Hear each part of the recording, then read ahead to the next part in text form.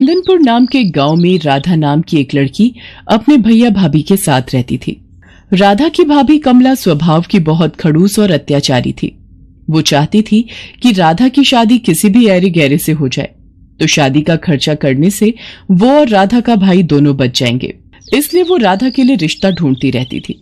एक दिन कमला बाजार जा रही थी।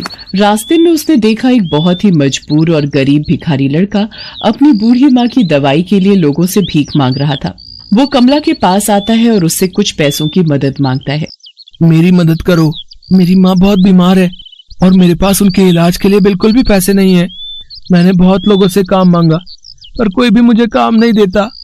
मेरी मदद कर दो, आपकी बहुत मेहरबानी होगी। ये भिखारी लड़का मेरे बहुत काम का है। अगर मैं इस भिखारी से राधा की शादी कर दूं, तो हम उस आफत से छुटकारा पालेंगे और हमें 1 रुपया भी राधा की शादी में लगाना नहीं पड़ेगा और हमारे सिर से बला टल जाएगी। फिर हम पति पत्नी आराम से रह सकेंगे।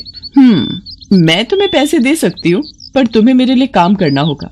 आप जो कहोगे मैं करूँगा, पर इस वक्त मेरी माँ के इलाज के लिए मुझे पैसे दे दो। कमला उस लड़के को कुछ पैसे दे देती है और घर आ जाती है। अगले दिन राधा का भाई योगेश काम पर जा रहा था। तभी वो योगेश से बोली, योगेश, मैंने अपनी राधा के लिए एक बहुत ही अच्छे लड़के का रिश्ता देखा है। अगर तुम हाँ कहो तो मैं उस लड़के को आज ही घर पर बुला लेती हूँ। पर कमला, लड़का कैसा है, क्या करता है, कैसा खानदान है? हमें ये सब भी तो देखना पड़ेगा कि नहीं? बस आ गई ना वही बात तुम्हारे दिमाग में। तुम तो सोचते हो कि मैं कमला की भाभी हूँ। माँ होती तो वो उसके लिए अच्छा रिश्ता ढूंढ कर लाती। रहने दो, तुम तो मुझे अपना समझते ही नहीं हो। भला मैं अपनी राधा के लिए कोई गलत रिश्ता ढूंढकर थोड़ी ना लाऊंगी। नहीं नहीं, मेरा मतलब वो नहीं था। अच्छा ठीक है, शाम को तुम लड़के को घर पर बुला लो, मैं जल्दी घर आ जाऊंगा। है कमला जिस लड़के को घर पर बुलाती है वो कोई और नहीं बल्कि वही भिखारी लड़का था जिसकी मदद उसने बाजार में की थी। उस लड़के का नाम सोहन था। ये सारी युक्ति कमला की ही थी। उसने सोहन को अच्छे कपड़े खरीदने के लिए पैसे दे दिए थे ताकि वो देखने में अच्छे खानदान का लगे। सोहन तैयार होकर घर आ जाता है। सोहन की मजबूरी ये थी कि वो एक गरीब भिखारी था और कमला ने उसकी माँ के इलाज के बदले में जो शर्त रखी थी वो उसे मजबूरी में माननी पड़ी। सोहन की दूसरे शहर में एक बहुत बड़ी पोस्ट पर नौकरी लगी है। सोहन, पगार कितनी दे रहे हैं? जी वो 50। हाँ, मुझे याद आ गया। तुम्हारी माताजी से मेरी बात हुई थी। 50,000 रुपए। बहुत बढ़िया। तो कब जाना है तुम्हें? अगले हफ्ते निकलना होगा और माँ की तबीयत ठीक नहीं रहती, इसलिए माँ को भी साथ ही ले जाऊंगा और अब से वहीं रहेंगे। मैं चाहता था कि शादी अगले 2 दिनों में ही हो जाए और मुझे दहेज में कुछ भी नहीं चाहिए। तुम्हारे उच्च विचार देखकर मैं बहुत खुश हूँ सोहन बेटा, पर इतनी जल्दी हम कुछ तो तैयारी करना ही चाहेंगे। राधा मेरी इकलौती बहन है। अरे आप भी कैसी बातें करते हो? हम भी बेटा दहेज लेने और देने के बिल्कुल खिलाफ हैं। शादी अगले 2 दिन बाद ही होगी। कमला ने सोहन को सब कुछ समझा बुझा दिया था। बेचारा सोहन उसे झूठ बोलना पड़ रहा था। योगेश भी उनकी बातों में आ गया और राधा की शादी सोहन के साथ हो जाती है। थोड़े बहुत कपड़े और सामान लेकर राधा अपने मायके से विदा हो जाती है। पर शादी के बाद सोहन राधा से कुछ भी नहीं छुपाता। वो उसे शुरू से लेकर आखिर तक की सारी सच्चाई बता देता है। और ये है सारी सच्चाई राधा। तुम अगर वापस अपने भैया के पास जाना चाहती हो तो मैं तुम्हें नहीं रोकूंगा। कमला भाभी ने मेरी शादी भले आपके साथ किसी भी तरह की हो, पर आप मेरे पति हैं और माँ जी मेरी माँ है। आप दोनों जहाँ रहेंगे मैं वहीं रह लूंगी। मैं वापस जाकर अपने भैया को और कष्ट नहीं देना चाहती। राधा सोहन और उसकी माँ के साथ दूसरे गांव के लिए चल पड़ती है। राधा के पास जो थोड़े बहुत पैसे थे वो खर्च हो गए। सोहन और राधा मिलकर गांव के पास ही एक झोपड़ी तैयार कर लेते हैं और राधा अपनी सास और सोहन के साथ उस झोपड़ी में रहने लगती है। सोहन के पास कोई काम नहीं था, इसलिए वो राधा के साथ मिलकर जंगल से लकड़ियां काट कर लाता था और उसी को बेचकर वे गुजारा करते थे। एक दिन सोहन और राधा जंगल में लकड़ियां काटने गए हुए थे। अचानक बहुत तेज मूसलाधार बारिश हो गई। वो दोनों कुछ देर जंगल में ही रुक गए। तभी उन्हें किसी के कराहने की आवाज आती है। वो दोनों देखते हैं एक गहरे गड्ढे में एक बूढ़ा व्यक्ति गिरा हुआ है और बहुत ही कमजोर हालत में है। राधा और सोहन किसी तरह से उस बूढ़े व्यक्ति को गड्ढे में से बाहर निकालते हैं और अपनी झोपड़ी में ले जाते हैं और उस बूढ़े व्यक्ति की बहुत सेवा करते हैं। अगले दिन बूढ़े व्यक्ति को होश आता है। तुम दोनों ने मेरी जान बचाकर मेरे ऊपर बहुत बड़ा एहसान किया है। मैं पेशे से एक जादूगर हूँ। जंगल के रास्ते घर जा रहा था गड्ढा झाड़ियों से ढका हुआ था। शायद किसी ने जंगली जानवर को पकड़ने के लिए ही वो गड्ढा खोदा था। पता नहीं, शायद बारिश में नजर नहीं आया और मैं उस गड्ढे में गिर गया। तुम दोनों वहां नहीं आते तो मैं शायद बच भी नहीं पाता। बाबा, ये गरम गरम हल्दी वाला दूध पी लीजिए। अच्छा, तुम सब यहाँ रहते हो? सोहन उस बूढ़े जादूगर को अपनी सारी बात बताता है। अब तुम सबको परेशान होने की कोई जरूरत नहीं है। आज से ये झोपड़ी एक जादुई आलीशान झोपड़ी में बदल जाएगी और तुम जो कुछ भी मांगोगे वो पल भर में पूरा हो जाएगा। इतना कहकर वो बूढ़ा जादूगर वहां से चला गया और उनकी वो झोपड़ी आलीशान बन गई। अब राधा, सोहन और उसकी माँ आराम से उस आलीशान झोपड़ी में रहने लगे। उनके पास किसी भी चीज की कोई कमी नहीं थी। राधा, सचमुच तुम हमारे लिए लक्ष्मी रूप में आई हो। तुम्हारे आते ही हमारे सारे दुख दूर हो गए। माँ जी, मैं चाहती हूँ मैं कुछ दिनों के लिए भैया भाभी से मिलाऊं। हाँ हाँ, सोहन तुम्हें तुम्हारे मायके जरूर ले जाएगा। राधा बहुत सारे उपहार और मिठाइयां लेकर अपने भैया भाभी से मिलने जाती है। योगेश अपनी बहन राधा को देखकर बहुत खुश था, पर कमला की तबीयत बहुत दिनों से खराब थी। शायद उसने जो गलतियां की थी उनकी वो सजा भुगत रही थी। राधा, मैंने तुम्हारे भैया को सारी सच्चाई बता दी है। पता नहीं कैसी बीमारी लगी है कि ठीक होने में ही नहीं आ रही। मुझे माफ कर दो राधा। भाभी, ऐसा न कहो, आप बिल्कुल ठीक हो जाओगे। राधा वापस अपने घर जाती है। मेरी भाभी की बीमारी दूर हो जाए, ऐसी दवा मुझे मिल जाए। राधा वो दवाई अपनी भाभी को पिलाती है और उसकी भाभी बिल्कुल ठीक हो जाती है और राधा को गले लगा लेती है। उस दिन से राधा अपने परिवार के साथ खुशी खुशी जीवन बिताने लगती है।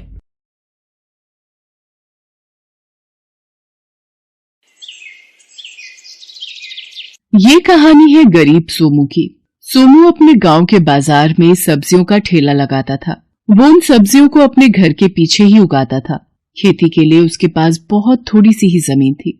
वो जितनी भी सब्जियां उगाता उन्हें अपने ठेले पर रखकर बाजार में बेच दिया करता था। सोमू पर अपनी पत्नी राधा और 2 बच्चों की जिम्मेदारी थी। सारा दिन मेहनत करने के बाद भी सोमू इतना नहीं कमा पाता था कि उसके पूरे परिवार का पेट भर सके। फिर एक दिन, हे भगवान, बस यही बाकी रह गया था। सोनू, पिंकी, कितनी बार समझाया है तुम दोनों को कि ठेले के ऊपर चढ़कर मत खेला करो। देखो क्या कर दिया तुम दोनों ने। इधर आओ जरा, आज मैं तुम दोनों को नहीं छोड़ूंगा। दोनों बच्चों ने ठेले के ऊपर कूद कूद कर उसे तोड़ दिया था। ये देखकर सोमू को बहुत गुस्सा आ रहा था। वो हाथ में छड़ी लेकर अपने बच्चों की तरफ बढ़ता है, लेकिन तभी उसकी पत्नी राधा उसे रोक लेती है और उससे कहती है, अरे ये क्या कर रहे हैं आप? बच्चे हैं। देख क्या किया है तेरे लाडलों ने। अब तू ही बता, कैसे लेकर जाऊंगा बाजार में सब्जियां। सोनू, पिंकी, चलो माफी मांगो बाबा से। सच में इस बार तो तुम लोगों ने बहुत बड़ी गलती की है। माफ कर दो बाबा, जानबूझकर नहीं किया। हाँ बाबा, गलती हो गई, माफ कर दो। आगे से कभी ठेले पर नहीं चढ़ेंगे। अब क्या नहीं चढ़ोगे? ठेला बचा ही कहाँ है? सालों पुराना ठेला था मेरा, किसी तरह काम चला रहा था। अब तो इसकी मरम्मत भी नहीं हो सकती और नया ठेला लेने के लिए मेरे पास पैसे नहीं है। सोमू उदास होकर वहां से चला जाता है और घर के पीछे जाकर सब्जियां तोड़ने लगता है। तभी राधा उसके लिए खाना लेकर वहां आती है और सोमू से कहती है, सुनिए जी, धीरज रखिए। ऊपर वाला जब मुसीबत देता है तो उसका हल भी जरूर देता है। कुछ न कुछ कर ही लेंगे। चलो अब ये चिंता छोड़ो और खाना खा लो। यहीं रख दो, खा लूंगा। राधा खाना छोड़कर घर के अंदर चली जाती है। सोमू सारी सब्जियां तोड़कर जमीन पर रख लेता है और फिर हाथ धोकर जैसे ही खाने की तरफ बढ़ता है तो वहां एक बूढ़ी अम्मा आ जाती है और सोमू से कहती है, बेटा, बुढ़िया को कुछ खिला दे बेटा, भगवान तेरा भला करेगा। भगवान क्या भला करेगा अम्मा, उसने तो सारी मुसीबतें मेरे ही नसीब में लिख दी हैं। खैर, तुम्हें भूखा नहीं जाने दूंगा, ये लो, खा लो। सोमू बूढ़ी अम्मा को अपना खाना दे देता है। बूढ़ी अम्मा खुशी खुशी वो खाना खा लेती है और फिर सोमू से कहती है, बेटा, तू और तेरी घरवाली बहुत अच्छे हैं। मैं जब भी तेरे दरवाजे पर आई हूँ कभी भूखी वापस नहीं लौटी। तू देखना बेटा, भगवान तेरी जरूर सुनेंगे। हाँ अम्मा, मेरी तो सुन नहीं रहे, काश तुम्हारी ही सुन ले भगवान। वैसे बात क्या है बेटा, तुझे इतना परेशान तो कभी नहीं देखा इससे पहले। सोमू अपनी सारी परेशानी बूढ़ी अम्मा को बताता है। सोमू की बात सुनकर बूढ़ी अम्मा मुस्कुराती हैं और वहां से चली जाती हैं। फिर कुछ ही देर बाद वो बूढ़ी अम्मा वापस आती हैं। उनके हाथों में एक बड़ी सी टोकरी थी। वो उस टोकरी को सोमू को देते हुए उससे कहती हैं, ले बेटा, ये रख ले, जा इसमें रख कर बेच अपनी सब्जियां। पर अम्मा, ये तुम कहाँ से लाई? पुरानी टोकरी है, सालों से है मेरे पास। अब मेरे तो हाथ पैरों में जान नहीं कि इसका कुछ इस्तेमाल कर सकूं। बस इतना याद रहे बेटा, इस टोकरी पर टोक लग जाएगी अगर तेरे मन में लालच आया तो। बहुत बहुत शुक्रिया अम्मा, तुम नहीं जानती तुमने कितनी बड़ी मदद की है मेरी। बूढ़ी अम्मा सोमू के सिर पर हाथ रखकर उसे आशीर्वाद देती हैं और फिर वहां से चली जाती हैं। सोमू अपनी सारी सब्जियों को उस टोकरी में रख लेता है और फिर उस टोकरी को अपने सिर पर रखकर उसे बाजार ले जाता है। उस दिन सोमू की सारी सब्जियां बहुत ही तेजी से बिक रही थीं। उसे हर तरफ से ग्राहकों ने घेर रखा था। लेकिन अजीब बात यह थी कि सारा दिन ढेर सारी सब्जियां बेचने के बाद भी शाम को सोमू की टोकरी सब्जियों से भरी ही थी। ये देखकर सोमू को अपनी आंखों पर विश्वास नहीं हुआ। है? ये कैसे? मैं तो कब से सब्जी बेच रहा हूँ, फिर ये सब्जियां खत्म क्यों नहीं हो रही? कहीं ये कोई सपना तो नहीं है? सोमू फौरन अपनी जेब में हाथ डालता है। उसकी जेब पैसों से भरी थी जो उसने सारा दिन सब्जी बेचकर कमाए थे। हे भगवान, ये क्या जादू है? सोमू ने टोकरी उठाई और अपने घर की तरफ चल दिया। रास्ते में उसे कई लोगों ने रोका और उससे सब्जी खरीदी, लेकिन फिर भी सोमू ने घर पहुंचकर देखा कि उसकी टोकरी अब भी सब्जियों से भरी हुई थी। सोमू असमंजस में था और सब्जी की टोकरी को घूरे जा रहा था। तभी उसकी पत्नी राधा वहां आ गई और सब्जी से भरी टोकरी को देखकर बोली, अरे ये क्या, आज एक भी सब्जी नहीं बिकी? ये टोकरी तो वैसी की वैसी ही है जैसी सुबह लेकर गए थे। नहीं राधा, बल्कि आज तो पूरे दिन ग्राहक आते रहे, लेकिन कमाल की बात है कि ये टोकरी अभी भी भरी हुई है। मैं यही तो देख रहा हूँ इतनी देर से। है? ये कैसे हो सकता है जी? आपकी तबीयत तो ठीक है ना? हाँ राधा, मैं सच कह रहा हूँ। यकीन नहीं होता तो ये देखो, ये सारे पैसे सब्जी बेचकर ही कमाए हैं मैंने। सोमू अपनी जेब से पैसे निकालकर राधा को दिखाता है। तब जाकर राधा को सोमू की बात पर भरोसा होता है। वो सोमू से कहती है, देखा जी, मैं ना कहती थी भगवान हमारी मदद जरूर करेंगे, तभी तो उन बूढ़ी अम्मा को हमारी मदद के लिए भेज दिया उन्होंने। मुझे तो पूरा विश्वास है ये टोकरी जादुई है, जादुई। हाँ राधा, मुझे भी यही लगता है, लेकिन फिर भी चल एक बार मिलकर खाली करते हैं इसे। सोमू और राधा मिलकर उस टोकरी में से सब्जियां बाहर निकालने लगते हैं, लेकिन उन्होंने महसूस किया कि वो जैसे ही एक सब्जी बाहर निकालते थे, उसकी जगह फिर से वही सब्जी वहां से खुद ब खुद आ जाती थी। वो टोकरी में से सब्जी निकालते रहे और सब्जियां अपने आप बढ़ती रहीं। ऐसे ही कई घंटे बीत गए और सोमू के घर में हर तरफ सब्जियों का ढेर लग गया। वाह राधा, अपनी तो किस्मत खुल गई। ये टोकरी तो सचमुच जादुई है राधा। हाँ, ठेला क्या चीज है, अब तो हम जो चाहे वो खरीद सकते हैं जी। सोमू के पास अब बेचने के लिए बहुत सारी सब्जियां थी। वो गांव के बड़े दुकानदारों को घर बुलाकर अपनी सब्जियां उन्हें बेच देता है। वो लोग खुद ही सोमू के घर से सारी सब्जियां उठवाकर ले जाते हैं। इस तरह सोमू की सारी मुसीबतें एक ही पल में उस जादुई टोकरी ने हल कर दी थी। सोमू और राधा हर रोज मिलकर टोकरी से खूब सारी सब्जियां निकालते और फिर उन्हें बेच दिया करते। इस तरह कुछ ही दिनों में सोमू काफी अमीर हो गया। उसने खुद सब्जियां उगाना छोड़ दिया और अब एक बड़े से घर में अपने पूरे परिवार के साथ रहने लगा। फिर एक दिन, राधा, मैं एक बात सोच रहा था। हाँ बोलिए ना। अगर इस टोकरी में सब्जियां कभी खत्म नहीं होती तो दूसरा सामान भी तो खत्म नहीं होगा ना? राधा सोमू का इशारा समझ गई थी।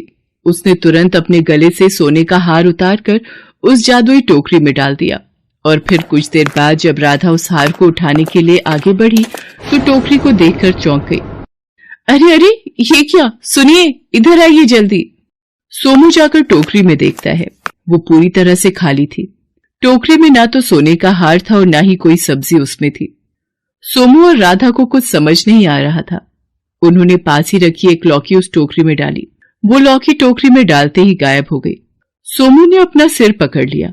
अब उसे बूढ़ी अम्मा की कही आखिरी बात याद आ रही थी। बस इतना याद रहे बेटा, इस टोकरी पर टोक लग जाएगी। अगर तेरे मन में लालच आया तो